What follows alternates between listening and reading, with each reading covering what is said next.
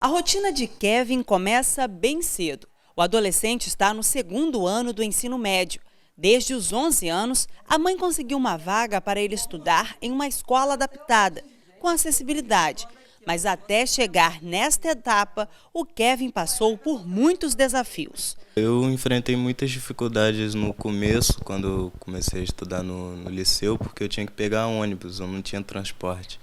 Aí só depois que a escola conseguiu um transporte para mim poder ir até a escola, né? Porque era muito difícil pegar ônibus e tal, ainda mais com minha deficiência, era muito difícil, tinha que andar muito.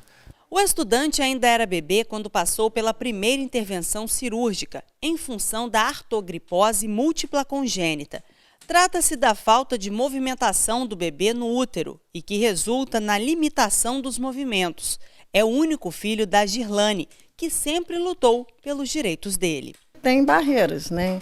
Por exemplo, quando ele estudava, que ele tinha mediador, quando ele era mais novo, teve uma vez que eu tive que bater de frente com a mediadora, porque a escola não era adaptada, ela tinha que levantar ele para ir no banheiro e ela reclamou. Eu falei, então você está no serviço errado. Porque criança com deficiência tem várias. Entendeu? Vocês não estão acostumados, porque eu acho que as escolas não estão muito acostumadas por isso, porque acaba eles interferindo e as mães acabam não deixando. Só que eu não. Eu sempre bati de frente para ele poder estudar, porque é um direito dele, independente de qualquer coisa. Eu batia de frente, eu brigava, eu pintava com os motoristas, com os cobradores. Ah, mas não tem como, que não sei o quê.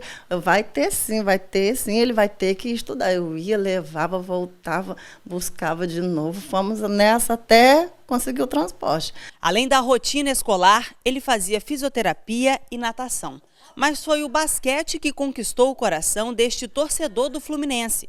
O Kevin participa de competições internacionais e volta das viagens cheio de histórias que gosta de compartilhar com os amigos da turma. É verdade.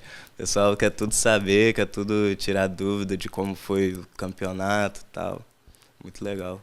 A trajetória educacional do Júnior também foi repleta de desafios. Ele desenvolveu paralisia cerebral. Mesmo com as dificuldades motoras, a família não desistiu de ver o filho na escola regular. Para nós, pais, também é difícil. É difícil, porque você não sabe se ele só está olhando aquilo ou se ele está realmente aprendendo. E ele realmente aprendia. Depois a gente viu que ele realmente aprendia. Até que os mediadores falam, não, ele realmente aprende. Porque depois que ele fez o Enem, que o mediador veio falar com a gente, olha, ele não quis que ninguém ajudasse, mas ele não conseguiu fazer a prova toda, não. Eu falei assim, mas não conseguiu fazer a prova toda, não. Aí, olha, ele fez aí uns 60% da prova. Aí a gente falou assim, e aí? Ele falou assim, 60% que ele fez tudo certo. Aos 23 anos, concluiu o ensino médio, para orgulho dos pais, Silas e Ana Cristina. É emocionante, né? Porque a gente não esperava que ele fosse conseguir.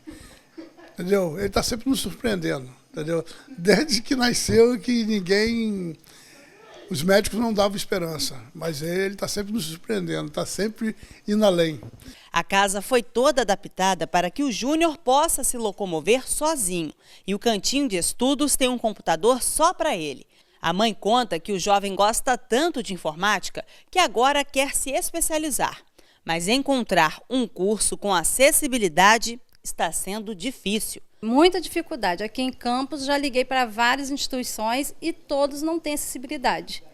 Uma instituição ficou de me dar um retorno, que ia conversar com o professor para ver o que ele poderia fazer, mas até hoje não me deu retorno. Apenas 1 em 4 pessoas com deficiência terminam o ensino médio.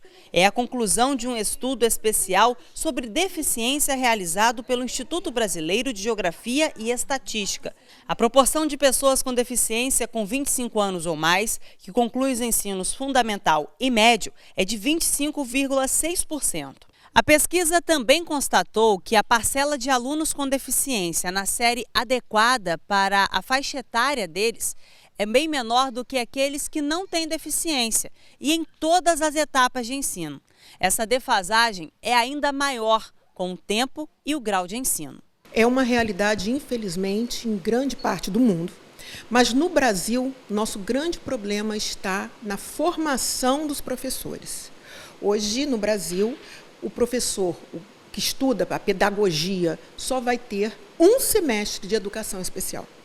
E muito mais do que você tem que estar treinada. A inclusão escolar, ela só vai existir quando eu capacito esse professor para receber essa criança com suas particularidades.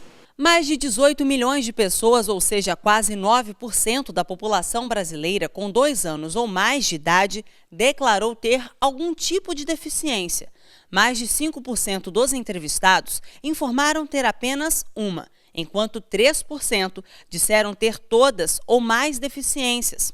As mais comuns que foram relatadas são dificuldade de andar ou subir degraus.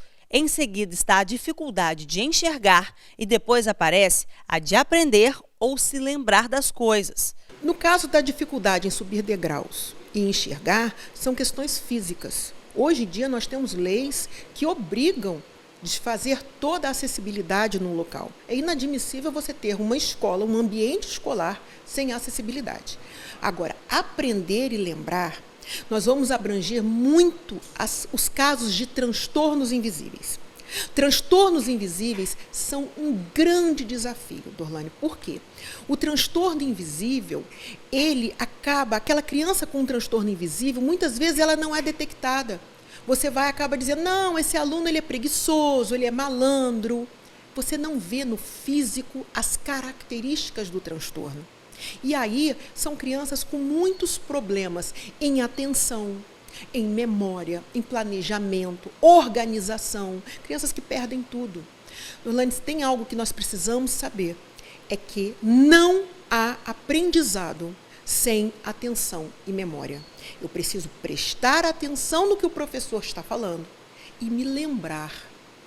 E muitos dos transtornos, autismo, o TEA, transtorno do espectro autista, o TDAH, os transtornos específicos de aprendizagem, dislexia, descalculia, disgrafia, todos esses trazem prejuízos na atenção.